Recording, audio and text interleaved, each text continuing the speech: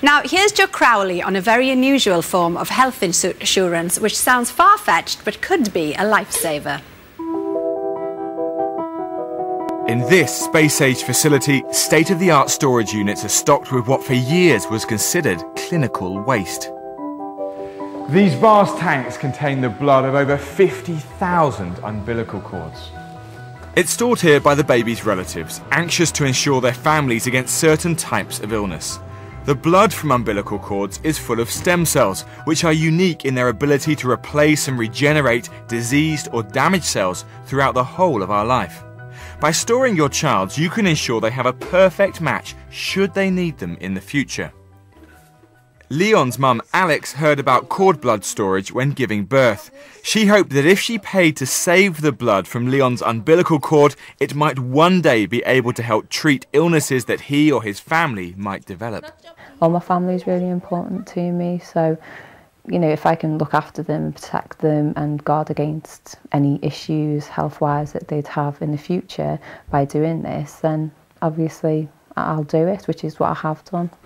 Some people may think that it's a lot of money, that potentially something that I wouldn't necessarily use. However, you don't know if you're going to need it or not. You can't turn back time. If I haven't got it, then obviously I can't use it. Okay, well, we're just in the cryopreservation room here.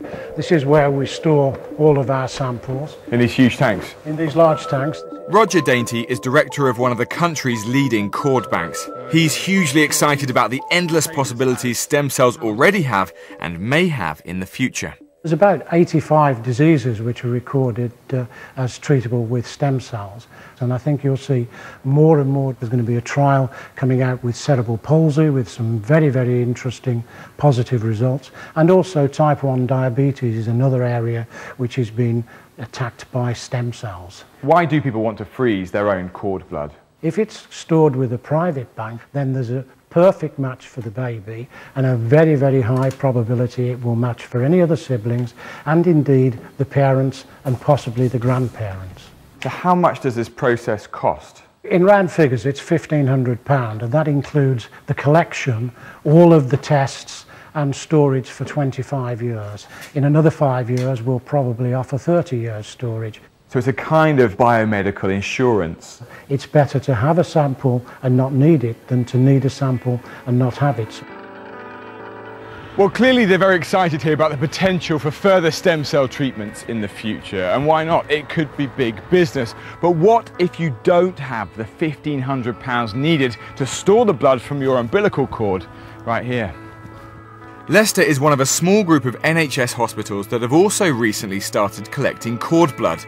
It's one of 10 public banks where cords from new mothers are collected and stored anonymously to help strangers who are already in desperate need of stem cells. Midwife Linda Moss coordinates the collections here and is keen that these public banks are also filled to help people who need help now.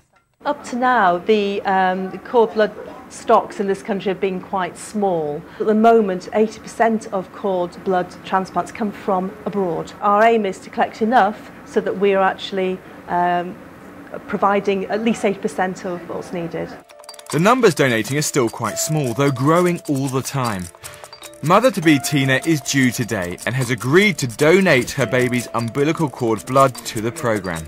I just don't think there's enough awareness about it, to be honest. I didn't even think they could use it for anything, so the fact that they can use it for something is a bonus.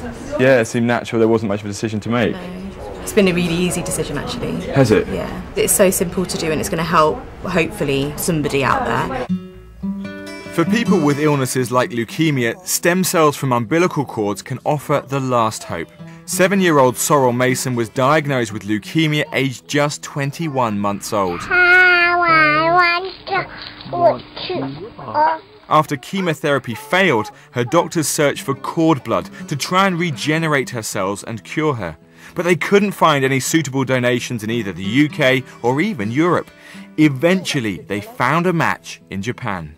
I was so glad that we'd actually found a donor, and I actually felt I just wanted to find that mother and hug her, actually. Umbilical cord blood, usually thrown away, might just offer the best insurance for either your own or someone else's family when you need it most. Thanks, Joe. And things were looking good for Sorrel last time we heard from the family.